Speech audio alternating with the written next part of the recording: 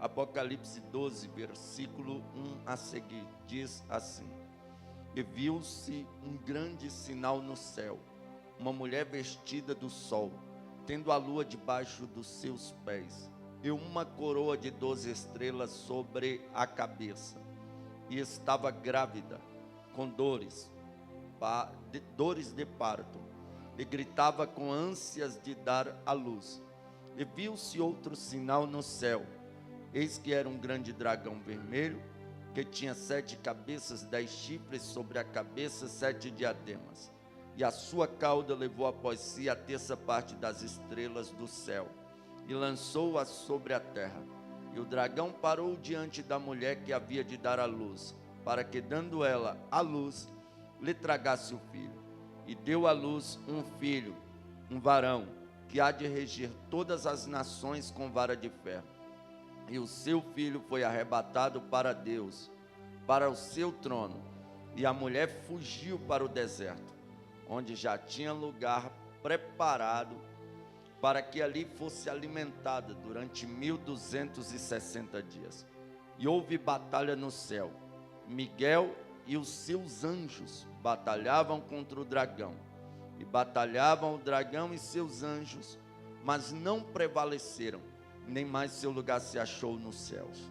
E foi precipitado o grande dragão, a antiga serpente, chamada o diabo e Satanás, que engana todo mundo, e foi precipitado na terra, e os seus anjos foram lançados com ele. Eu ouvi uma grande voz no céu que dizia: agora chegada está a salvação, e a força, e o reino do nosso Deus, e o poder do seu Cristo, porque já o acusador de nossos irmãos é derrubado, o qual diante do nosso Deus nos acusava de dia e de noite. E eles venceram pelo sangue do Cordeiro e pela palavra de seu testemunho, e não amaram sua vida até a morte. Pelo que, alegrai-vos, ó céus, e vós que neles habitais. Ai dos que habitam na terra e no mar, porque o diabo desceu a vós e tem grande ira, sabendo que já tem pouco tempo. Amém? Se assente adorando a Jesus. Irmãos, o texto que ora nós acabamos de ler é um texto bastante conhecido, um texto também de difícil interpretação, porém é um texto magnífico, inspiradíssimo pelo Espírito Santo de Deus. O livro do Apocalipse fora escrito quando João foi exilado na ilha de Pátimos por causa da palavra. E João, sendo exilado, ele recebe do próprio Cristo revelações essas que se tornaram o livro do Apocalipse. E no capítulo 12, nós sabemos que a Bíblia, ela é interpretada de forma literal, de forma simbólica, de forma alegórica, figurativa e também simbólica. São as interpretações bíblicas. E nós entendemos que aqui é uma linguagem figurativa, uma linguagem simbólica, né? Esta revelação que João tem. Porque João, ele tem uma visão, e a primeira visão de João, ele vê um grande sinal no céu, uma mulher vestida do sol, tendo a lua debaixo de seus pés, e uma coroa de 12 estrelas sobre a cabeça, e estava grávida, com dores de parto, e gritava com ânsias de dar à luz. Esta mulher que João vê é uma mulher que está vestida do sol, tendo a lua debaixo de seus pés e uma coroa de 12 estrelas sobre a cabeça. O que significa esta mulher? Lembra quando José teve um sonho e conta ao seu pai e aos seus irmãos: eu vi o sol, eu vi a lua e eu vi 11 estrelas que se prostravam diante de mim. Jacó imediatamente interpretou o sonho de José, dizendo: que conversa é essa? Quer dizer que eu, o seu pai, e também a sua mãe e os seus irmãos nos prostraremos diante de ti? E a Bíblia diz que Jacó guardava esse negócio no seu coração.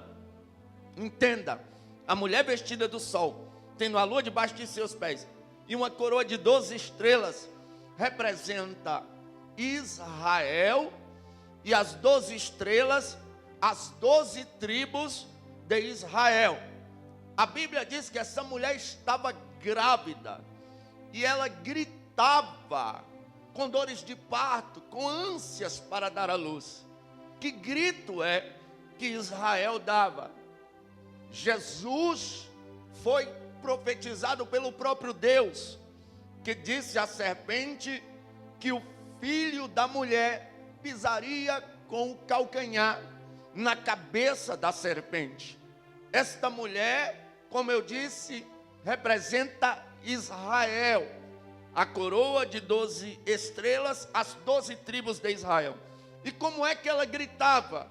Como é que Israel gritava? A voz dessa mulher que gritava, o grito de Israel era o grito dos profetas de Deus, gritando que o menino nasceria. O primeiro grito foi de Moisés: vai nascer um que é semelhante a mim, com ele está a lei, e toda alma que não der ouvido à sua palavra será extirpada do meio do meu povo. O profeta Miqueias profetizou dizendo: e tu, Belém de Judá, de modo nenhum serás a menor entre as capitais, porque de ti nascerá o guia que há de apacentar o meu povo. Malaquias profetizou o nascimento de Cristo. Salomão profetizou sobre Cristo. Davi profetizou sobre Cristo. O profeta, conhecido como profeta messiânico, que foi o que mais profetizou sobre Cristo, era o profeta Isaías. Porque ele era conhecido como profeta messiânico? O livro do profeta Isaías, ele é um livro interessante, porque a Bíblia tem 66 livros, dividido em Antigo Testamento e Novo Testamento. O Antigo Testamento contém 39 livros, o Novo Testamento contém 27.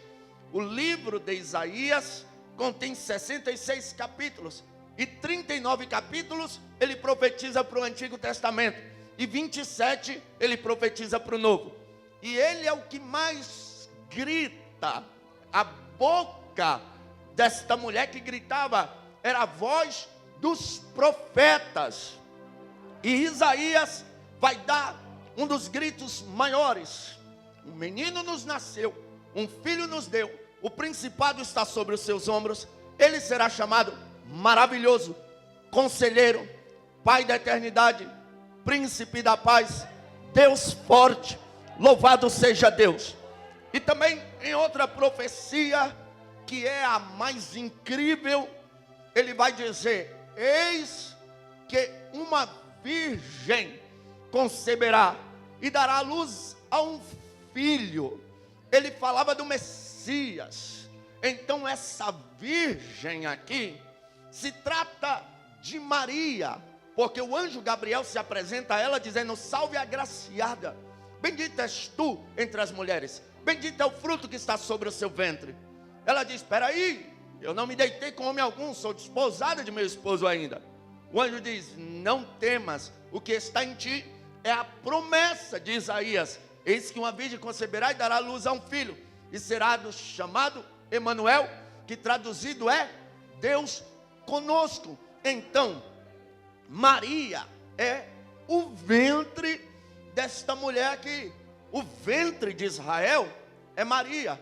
A Bíblia diz que João vê outro sinal no céu, um dragão, aleluia, vermelho, que tinha 7 cabeças, 10 chifres, e sobre a cabeça 7 diademas, e a sua cauda levou após si a terça parte das estrelas do céu, e lançou-se sobre a terra. O dragão parou diante da mulher que havia de dar à luz, para que dando à luz lhe tragasse o filho.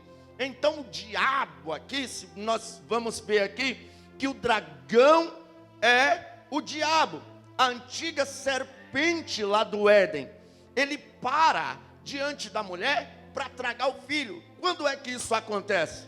É do conhecimento de todos que Herodes, com sentimento de inveja pelo nascimento do Messias, do Cristo, com medo de perder o trono, ele ordena que aconteça um infanticídio, que as crianças morram, e a intenção dele é matar Cristo, é parar Cristo. Porém aqui é o diabo tentando tragar a criança, mas Deus não deixa. Louvado seja Deus. A Bíblia Sagrada diz, olha só: e deu à luz um filho varão, que há de reger todas as nações com vara de ferro. E o seu filho foi arrebatado para o seu trono.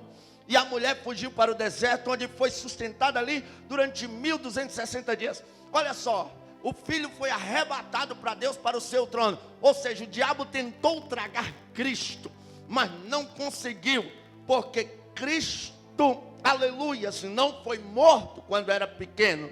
Ele cresceu, entrou no templo com 12 anos, deu uma doutrina de deixar doutores de boca aberta. Depois aparece com 30 anos, entra num casamento e começa uma série de milagres, aleluias. Ele estabelece a igreja e ele vai à cruz. E na cruz ele vence o diabo, na cruz ele vence o mundo, na cruz ele perdoa pecados, na cruz ele quebra a maldição, na cruz ele abre o caminho para o novo e vivo caminho no Santo dos Santos. Na cruz ele estabelece o sacerdócio real sobre a igreja, na cruz ele perdoa as nossas dívidas, na cruz ele perdoa as nossas iniquidades, na cruz ele vence o inferno, na cruz ele funda a igreja. Mas Jesus, ao vencer a cruz, a Bíblia diz que ele é elevado ao céu, e ele é recebido no céu, e se assenta. A Bíblia diz que o dragão tenta tragar, mas não consegue. A mulher dá a luz, e o filho é arrebatado para Deus, para o seu trono. Lembra quando Estevão é apedrejado? Ele fala: eu contemplo os céus abertos e o Filho do Homem assentado no trono à direita do Pai. Oh glória! Então Cristo é o filho da mulher que é arrebatado para Deus, para o seu trono. Mas a Bíblia diz: houve batalha no céu. Miguel e os seus anjos batalhavam contra o dragão e os seus anjos, mas não prevaleceram, nem seu lugar se achou no céu. E foi precipitado o grande dragão, a antiga serpente chamada Diabo e Satanás, que engana todo mundo. Foi precipitado na terra, e os seus anjos foram lançados com ele. Aleluia! O diabo, a serpente lá do Éden, foi expulso do céu.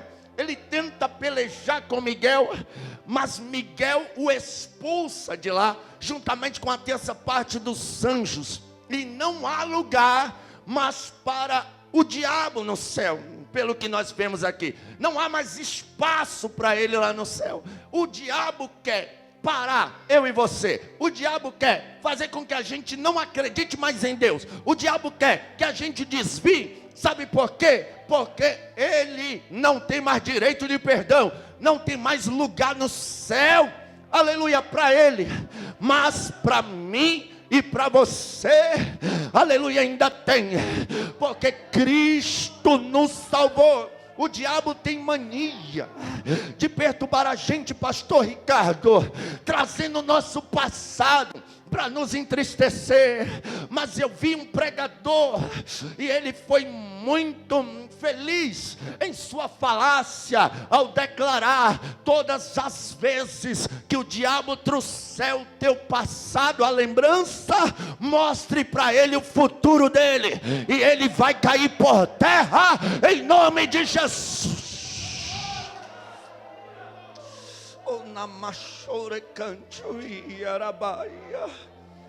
Glória.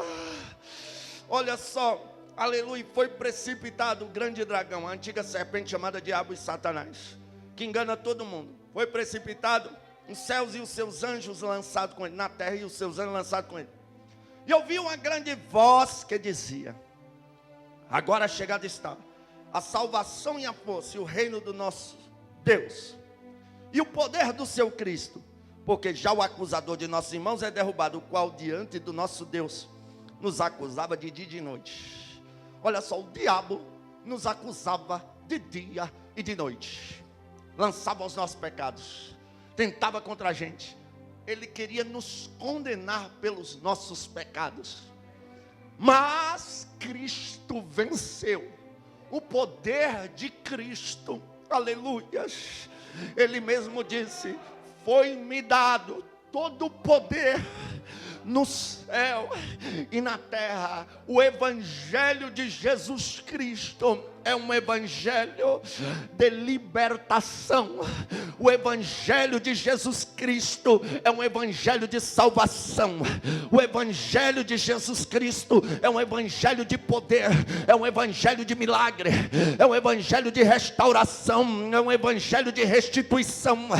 Aleluia. O poder de Cristo foi liberado sobre a igreja, sobre mim, sobre você. Aleluia. E agora o diabo, aleluia, até quer nos acusar de dia e de noite, mas quando a trombeta tocar, sabe o que vai acontecer? Ele vai tentar dizendo: Gabriel não pode entrar aí, Gabriel já fumou maconha. Jesus vai olhar e dizer: sim, Gabriel já fumou maconha, então ele não pode entrar aí. E o que mais que o Gabriel fez? E não foi só isso que ele aprontou, não. Eu conheço a vida do Gabriel. Aí vai dizer: Gabriel já roubou, Gabriel já mentiu, Gabriel já passou alguém para trás, Gabriel já fez atrocidades, Gabriel já fez muita coisa errada. E todo o meu pecado, todo o seu pecado vai ser lançado naquele dia, vai ser exposto naquele dia. Mas a diferença da igreja é que Cristo vai olhar, já terminou de falar aí os pecados deles. O diabo já sim, então eles não podem entrar aí não. Aí Cristo vai dizer: aí é que vocês se enganam. Aleluia. Você, Satanás e seus demônios estão enganados. Não é porque eles pecaram que eles não podem entrar aqui, porque eles creram no evangelho. E porque eles creram no evangelho, olha aqui o que eu tenho acerca deles. Apocalipse 12:11. Aleluia. Quando o diabo estiver nos acusando, Jesus vai olhar: eles até fizeram isso, mas eles venceram pelo sangue do Cordeiro e pela palavra do seu testemunho, e não amaram a vida até a morte.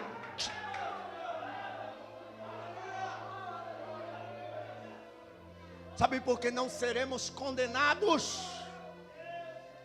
Não é porque somos bons, não é porque somos merecedores, porque existem duas coisas, aleluias, que nos dá a salvação mediante a fé, porque o justo é salvo pela fé, pela graça. Aleluias. Existem duas coisas, uma delas se renova a cada dia. Quem sabe o que é? O que é que se renova a cada dia? Misericórdia. As misericórdias do Senhor são a causa de nós não sermos consumidos. Primeiro, nós não seremos salvos por mérito, porque a misericórdia, sabe o que é misericórdia? É Deus não nos dar aquilo que nós merecemos. Por que, pregador? Porque a Bíblia diz que todos nós pecamos e destituídos fomos da glória de Deus. Então sabe o que eu e você merecia? O inferno, o lago de fogo, lugar de tormento, fome eterna, sede eterna, castigo eterno, onde há pranto e ranger de dentes. Mas Jesus vem com a misericórdia e não nos dá aquilo que nós merecíamos, que era o castigo eterno. Aí ele vem com a sua graça. E a graça é favor não merecido. Com a sua misericórdia, Ele não nos dá o que a gente merece. E com a sua graça, Ele nos dá aquilo que não merecíamos. Não merecíamos estar vestido, mas a graça nos alcançou. Não merecíamos a comida que comemos hoje, mas a graça nos alcançou. Não merecíamos a família que temos, mas a graça nos alcançou. E para o diabo bater em retirada de vez, não merecíamos ser salvos, porque erramos, mas a graça nos alcançou. E pelo sangue de Jesus, nós venceremos.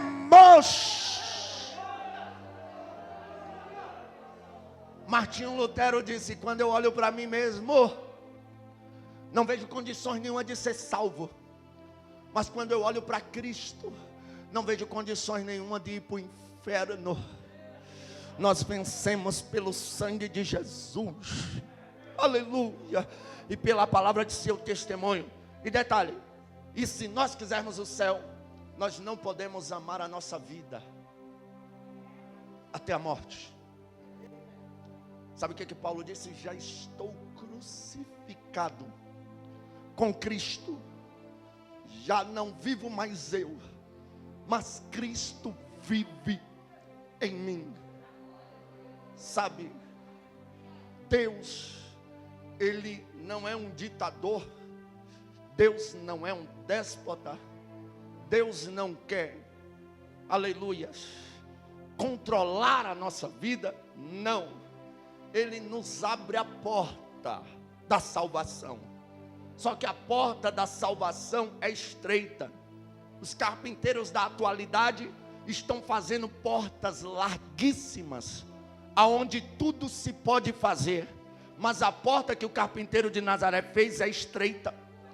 Não foi reformada, não será reformada. E para passar nela, eu tenho que a cada dia tomar a minha cruz e seguir. O que é tomar a cruz? É crucificar a carne. É não amar a minha vida até a morte. Estou aqui de passagem. Todos os dias, o Espírito que está em mim e eu, o Espírito e a noiva, dizem: vem. E quem ouve, diga: vem. E quem tem sede, venha e tome de graça a água da vida. Sabe, a oração de quem é salvo, ela é Maranata. Maranata. Ora, vem, Senhor Jesus. Só quer o céu quem não ama a sua vida aqui na terra, mas prefere a sua vida na eternidade. Entenda, o velho homem, a velha criatura tem que morrer, e um novo ser humano tem que nascer em Cristo Jesus. Jesus disse a Nicodemos: se tu não nascer de novo, Nicodemos, tu não pode herdar o reino de Deus. Nicodemos, que era doutor da lei, se fingiu de desentendido e disse: Jesus, tenho que entrar na barriga de minha mãe de novo, para nascer de novo. E Jesus olha e diz: aquele que não nascer da água e do Espírito, de modo algum herdarão o reino de Deus. Eu nasço da água quando eu desço as águas batismais, e eu nasço do Espírito quando eu sou selado pelo Espírito e crucifico a minha carne. Aí a Bíblia diz: andeis em Espírito e não cumprireis as concupiscências da carne. Uma vez que eu nasci de novo, a mentira ficou para trás, a perversidade ficou para trás, a imoralidade ficou para trás, A vida de prostituição, de lascívia, de sensualidade ficou para trás. A vida de 171 tem que ficar para trás. A vida de cabra nervoso, de mulher nervosa que quer quebrar panela na cabeça do marido, tem que ficar para trás. Aleluia. A vida de gente que vai para a internet com uma roupa bem curtinha, um decote mostrando tudo, aleluia, sensualizando ainda com a frasezinha: o Senhor é meu pastor e nada me faltará. Está faltando vergonha, uma costureira crente, um monte de coisa, mas essa vida, na vida de quem nasceu de novo, tem que ficar para trás. Ela é bacantuia. Nós não podemos amar essa vida aqui mais do que a nossa vida na eternidade. Tem gente: oh Jesus, não volte agora não, eu ainda não conquistei minha casa. Jesus, não volte agora não, eu ainda não conquistei meu carro. Oh Jesus, não volte agora não, eu ainda não casei. Irmão, isso são coisas passageiras, são coisas terrenas. O bem mais precioso que o ser humano pode receber na vida é a salvação, é a vida eterna. Então nós vencemos pelo sangue de Cristo e pela palavra de seu testemunho. Agora Cristo está para arrebatar a igreja e nós precisamos subir. Nós não podemos ficar aqui. O apóstolo Paulo, escrevendo aos Tessalonicenses, ele vai dizer, aleluia, que o mesmo Senhor descerá do céu com alarido, voz de arcanjo, com a trombeta de Deus. Os que morreram em Cristo ressuscitarão primeiro, depois nós, os que ficarmos vivos, seremos arrebatados. Aleluia. O mesmo escrevendo aos Coríntios, ele vai dizer, na verdade nem todos dormiremos, mas seremos transformados ante o soar da última trombeta, porque a trombeta soará. Convém que isso que é corruptível se revista da incorruptibilidade, isso que é mortal se revista da imortalidade. E quando isso que é corruptível se revestir da incorruptibilidade, isso que é mortal se revestir da imortalidade, cumprir-se a palavra tragada foi a morte pela vitória. Onde está inferno a tua vitória? Onde está a morte o teu aguilhão? O aguilhão da morte é o pecado, a força do pecado é a lei. Mas graças a Deus que nos dará a vitória em nosso Senhor e Salvador Jesus Cristo. A nossa vitória é em Cristo. Aleluia. Pregador não salva ninguém, cantor não salva ninguém, pastor não salva ninguém, tocador não salva ninguém, mas Cristo salva.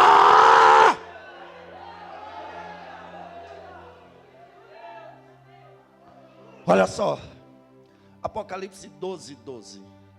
E aqui eu encerro. Aleluias. Pelo que?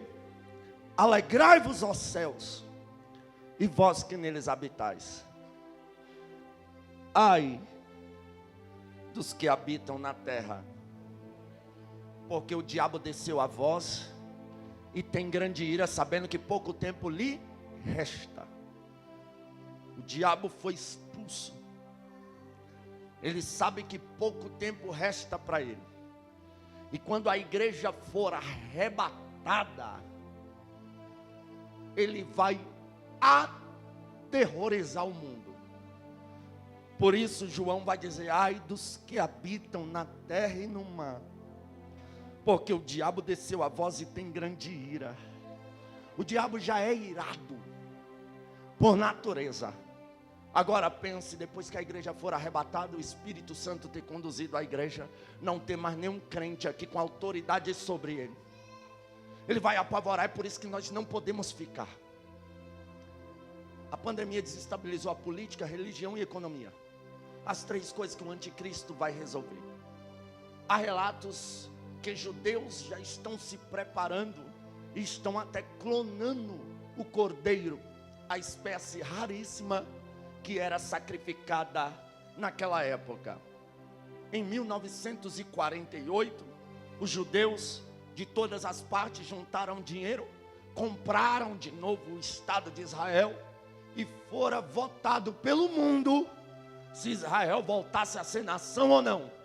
E através do voto de Minerva, o último voto, que caiu sobre o brasileiro Oswaldo Aranha, Israel voltou a ser nação.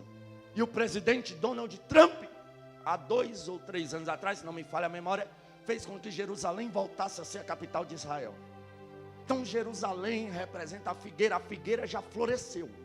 Jesus disse que quando a gente visse a figueira florescendo, e visse que, sabendo que estaria próximo dos frutos, então quando a gente visse esses sinais, saberíamos que está próxima a vinda do Filho de Homem. Que sinais? A figueira florescendo, ou seja, Israel voltou a ser nação, já em sua capital.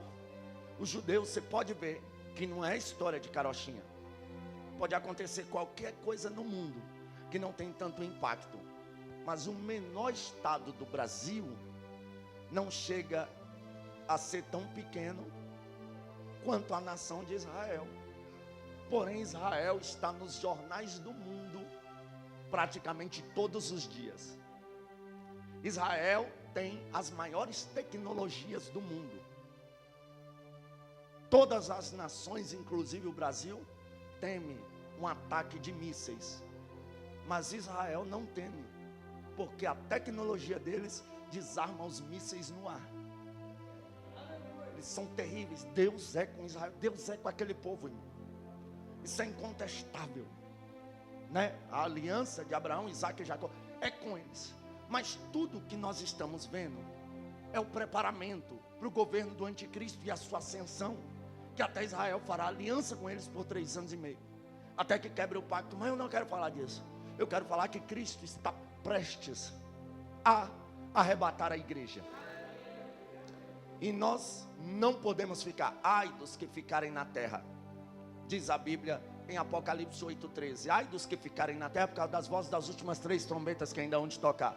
E aqui, ai dos habitantes da terra, porque o diabo desceu a voz, tem grande ira, sabendo que pouco tempo. Nós não podemos ficar aqui. Olha só, um amigo meu, do estado do Rio de Janeiro, ele me trouxe ao conhecimento algo que ardeu o meu coração. Eu fiquei impactado, e estou impactado até hoje. Ele me falou assim: Gabriel, tu já ouviu falar da profecia de 1968? Eu disse não. Ele falou: tu precisa saber sobre essa profecia. Ela é muito impactante e tem base bíblica. Eu falei: me passa aí. E ele me informou. E eu fui buscar relatos sobre essa profecia, e eu vi que são verdadeiros. Uma senhora na Noruega teve uma visão de Deus extraordinária, e eu quero compartilhar com você. Olha só, uma senhora de 90 anos de idade, da cidade de Valdres, na Noruega, teve uma visão de Deus em 1968. O evangelista Emanuel Minos teve reuniões na cidade onde esta mulher residia. Ele se encontrou com ela e ela lhe relatou o que vira. Ele anotou tudo, mas achou aquilo muito estranho e guardou a profecia numa gaveta. 30 anos depois, decidiu que era hora de compartilhar a visão daquela mulher com outras pessoas. Olha o que diz. Aquela senhora de Valdres era uma mulher confiável, uma cristã fervorosa, de boa reputação na igreja e comunidade aonde morava. Eis o que ela viu. Olha o que ela vai dizer: vi os tempos logo antes da volta de Jesus e antes de romper a Terceira Guerra Mundial. Vi os eventos com os meus olhos naturais. Vi o mundo em forma de um globo. Vi todos os países da Europa. Vi a Escandinávia. Vi a Noruega. Vi certas coisas que acontecerão logo antes do retorno de Jesus e antes da última calamidade. Calamidade esta que a humanidade nunca experimentou. Antes de Jesus retornar e antes do começo da Terceira Guerra Mundial, haverá uma détente. O termo détente é francês, que indica uma flexibilidade entre as relações tensas, aleluias, em uma situação de política, aleluias. Ela diz assim, ó: como nunca haverá paz entre as superpotências do Ocidente e do Oriente. Haverá muitos anos de paz. Lembre-se, ela viu isso em 1968, quando a Guerra Fria estava no auge. Aleluia. Oh, glória. Olha, neste tempo haverá desarmamento de muitas nações, ela diz. E também na Noruega. A terceira guerra mundial começará de uma maneira imprevisível, de uma forma que ninguém supõe, e a partir de uma região onde ninguém se espera que uma guerra pudesse surgir. Olha só, ela tem essa visão, ela divide em 4 ondas. A primeira, esta que nós acabamos de ler, ela vai dizer que haverá uma identity, ou seja, uma flexibilidade entre as superpotências do Oriente e do Ocidente. E ela prevê isso na visão, ela tem essa visão no auge da Guerra Fria. Lembre-se, há poucos anos atrás, de 1968, tinha tido a Segunda Guerra Mundial. Logo depois vem a Guerra Fria. Naquela época eram guerras em cima de guerras. Então ela dizer que os países do Oriente e do Ocidente iam entrar em paz era algo que não dava para acreditar. O evangelista Emanuel Minos, que recebeu dessa senhora essa revelação, ele contesta isso. Por quê? Porque era algo impossível de se prever naquela época.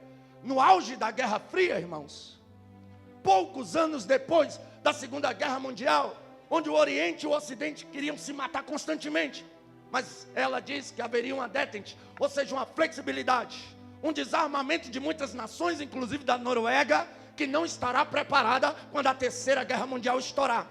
Entenda isso aqui. Eu quero que você entenda isso. Aleluia. Não é que há paz em todo mundo. Não há paz em todo mundo. Alguns países estão em guerra, mas o Oriente com o Ocidente estão em paz, como essa mulher falou aqui. Durante esse tempo todo, desde 1968.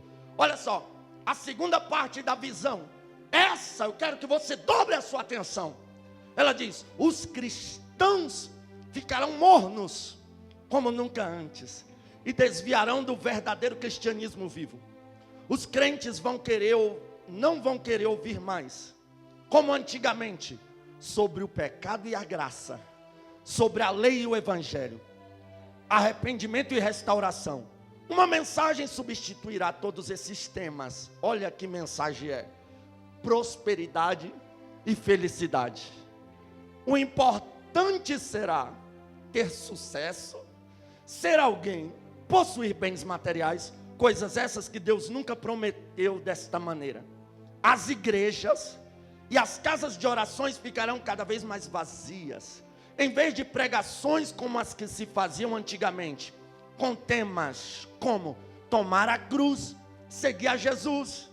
A diversão, a arte e a cultura invadirão as igrejas e encherão os templos, onde deveria haver pessoas, aleluias, para ouvir sobre arrependimento e avivamento. Isto aumentará de forma marcante antes da volta de Jesus. Olha o que essa mulher está dizendo: que as igrejas não iam mais querer mensagem sobre arrependimento e perdão, sobre cruz, sobre salvação, sobre graça, mas essas mensagens seriam substituídas por temas, felicidade e prosperidade. Há um pregador por aí, que o negócio dele é pregar felicidade, e ele chegou a declarar que nós somos a fraqueza de Deus. Aonde, irmão? Deus não tem fraqueza. Ele é o Todo-Poderoso, Ele é o Rei dos Reis, Ele é o Senhor dos Senhores. Tem igrejas que só pregam prosperidade, só prega dinheiro. Toda mensagem deles é voltada e interpretada em dinheiro, em grana. em você ser bem sucedido, em você ser feliz. É tanto que o crente hoje não pode mais passar prova, porque se ele passa prova segundo a teologia da prosperidade do inferno, Deus não é com ele. Se ele não tem um carro bom, Deus não é com ele. Se ele mora de aluguel, Deus não é com ele. Mas nós não aceitamos essa teologia maldita, porque Jesus disse aos discípulos de João: diga a João o que tem visto e ouvido. Os cegos andam, aleluia, os cegos enxergam, os paralíticos andam, os surdos ouvem, e aos pobres é anunciado o evangelho. Não podemos trocar a mensagem de salvação por mensagem de felicidade. Não somos coachings, nós ainda somos pregadores do evangelho. Aleluia. Esse termo gospel, que é interpretado de forma errada, e a forma que eles interpretam o mercado gospel, a igreja gospel, o mundo gospel, eu não aceito essa igreja light gospel. Eu não quero ser chamado de igreja gospel. A igreja ainda é protestante. Por quê? Porque ela protesta, porque ela é cheia do Espírito, e o Espírito convence do pecado, da justiça e do juízo. Não aceite mensagens para encher o seu ego, para agradar o seu ego. Olha o que ela diz: que cultura, arte, aleluias, e a diversão invadirão as igrejas. Sabe, as culturas estão invadindo as igrejas. Tem igrejas fazendo carnaval gospel, isso é cultura mundana. Tem igrejas que tem festa junina gospel, isso é cultura mundana. Isso não existia na igreja primitiva, isso não existia na Assembleia de Deus, quando ela foi fundada em 1910 aqui no Brasil. Mas essa palhaçada está chegando em muito templo. Mas se nós formos crentes verdadeiros e não tivermos comichão no ouvido, nós ainda aceitaremos a sã doutrina e a palavra de correção e de salvação. A diversão entrará no templo. Esses dias eu tive que concordar com um satanista. Por quê? Porque ele exortou um grupo de jovens que se dizem ser cristãos, que estão vivendo o que essa mulher profetizou aqui: a diversão, dançando funkzinho gospel, e rebolando, e com as suas roupinhas imorais. E um satanista exortou esses jovens. Eu tive que concordar com ele, porque isso é errado. O que é do mundo não nos impressiona. Aleluia. O tipo de louvor que Paulo cantava era porque dele e por ele, e para ele são todas as coisas, a profundidade das riquezas.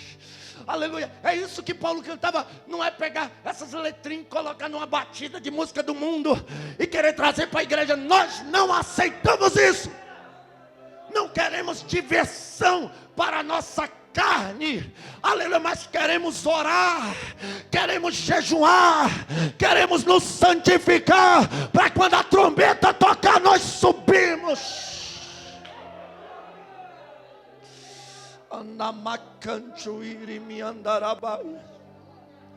A terceira parte dessa revelação, olha o que essa mulher diz: haverá uma desintegração moral como a velha Noruega jamais viu.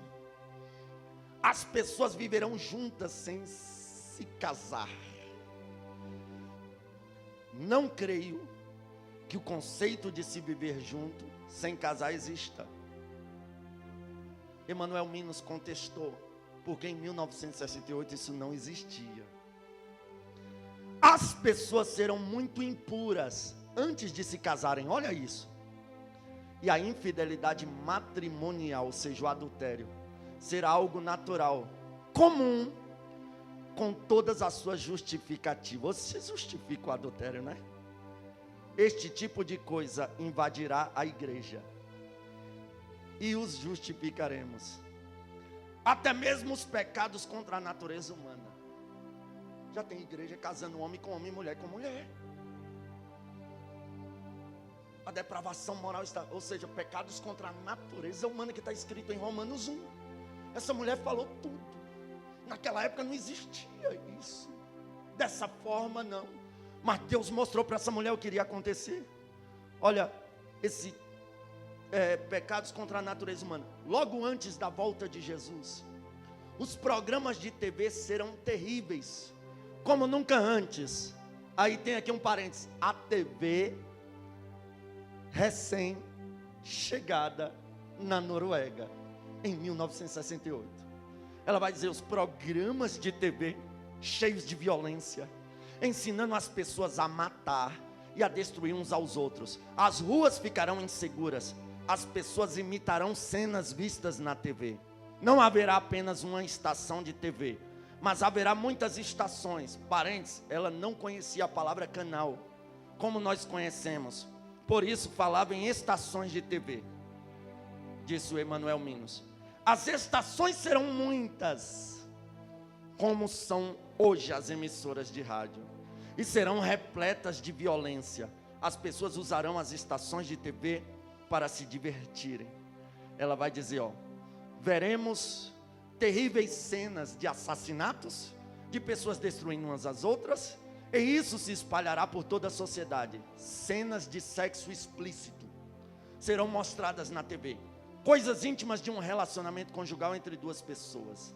Naquela ocasião, protestei, disse o Minos, e disse que havia um parágrafo na nossa Constituição que proibia tal coisa. E então a idosa me disse, acontecerá, e você verá, tudo que temos de bom desaparecerá, e toda indecência e imoralidade sexual aparecerá diante dos nossos olhos. Me diz, irmãos, em 1968, onde a TV recém-chegada, no Brasil, se eu não me engano, tinha só a TV Tupi, talvez poderia até já ter mais, mas na Noruega tinha uma estação de TV só. Naquela época tudo era censurado. Quando eu era pequeno, eu lembro daquela novela Pantanal. Ela passava depois da meia-noite, porque aparecia alguma cena que ninguém podia ver. Aquilo era censurado durante o dia. Hoje a imoralidade está exposta em até desenhos infantis. Hoje o que agrada as pessoas são séries de pessoas roubando banco. Hoje o que agrada pessoas são séries do Satanás. Esse dia eu vi numa rede social alguém dizendo, gente, será que é só eu que estou ficando apaixonado pelo Lúcifer? Eu fiquei pensando, meu Deus, como é que um cristão assiste uma série chamada Lúcifer? Mas as séries hoje expostas de imoralidade, as novelas hoje expostas de imoralidade, os desenhos hoje expostos de imoralidade. E essa mulher tem essa revelação em 1968. Era impossível na visão deles isso acontecer, mas Deus estava mostrando que iria acontecer antes do arrebatamento da igreja. A mulher chorava e dizia, eu não verei essas coisas. Você sim. Jesus voltará de repente e começará a terceira guerra mundial. Será uma guerra curta. Ela viu a guerra em sua visão. As guerras que eu presenciei, olha o que ela diz, na vida serão brincadeiras de criança, comparado ao que virá e se encerrará com uma bomba nuclear. Meu Deus, o resultado que ninguém conseguirá respirar.